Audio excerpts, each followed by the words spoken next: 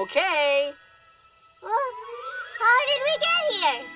We're using our imagination. Oh. So these must be the Israelites. Yep. Why are they out here in the middle of nowhere?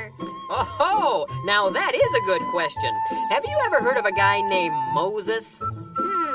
Isn't he the one who parted the Red Sea? Right again. But we're going to go back a little further. The Israelites were living in Egypt, but not because they wanted to. No, the Egyptians had taken them captive and were making them work very hard as their slaves. Oh, dear. It was miserable. But God cared about the Israelites, so he sent Moses to lead them out of Egypt and into their own land, the Promised Land. This is the Promised Land? No. Oh, the land God promised them was wonderful. You could grow things and there was lots of food. No, this is the desert. So why are they here? Yes, that is the point. When Moses and the Israelites left Egypt, all they had to do was follow God's directions and they'd go right to the Promised Land. But they didn't always follow God's directions. Sometimes they went their own way instead. What do you mean? Well, for example, Moses led them to the Promised Land right away. But when some of the Israelites took a look around, they saw people there that looked like giants. That scared them so much they wouldn't go in. They got to the land God promised them, and then they turned around and ran away. Oh, my. Now, God was very disappointed in the Israelites for not following his directions, so he told them that none of them could go into the Promised Land for 40 years. You're kidding me. Nope. That's why they're stuck here in the desert. Wow. By the time 40 years had gone by, Moses had died. I thought this story was about him. No, it's about Joshua. Joshua? Who's he? Well, he was Moses' helper. When Moses died, Joshua became Israel's new leader. Do I know you? I'm the narrator. Oh. The Israelites were very sad about Moses dying because he was a great leader. But at last, it was finally time. It's time? It's time? Did he just say it's time? We didn't have a lot of fun in the desert.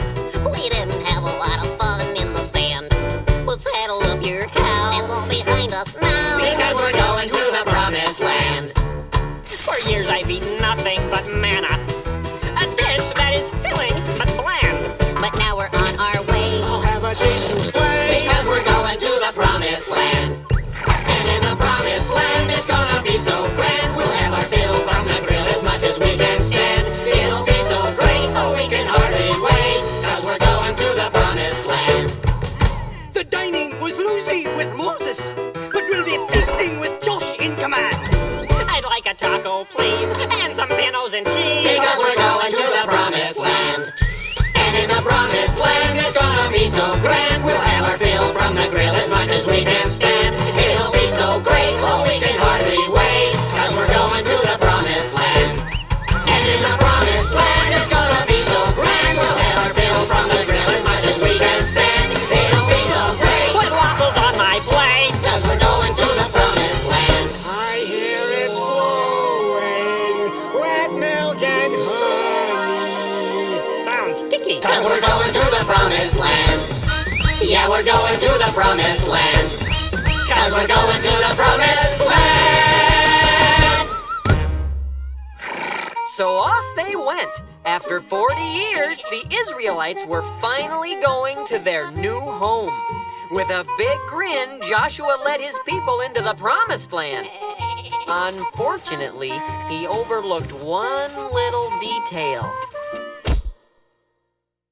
Jericho. VeggieTales, VeggieTales, VeggieTales, VeggieTales, VeggieTales, VeggieTales, VeggieTales, VeggieTales. Broccoli, celery, gotta be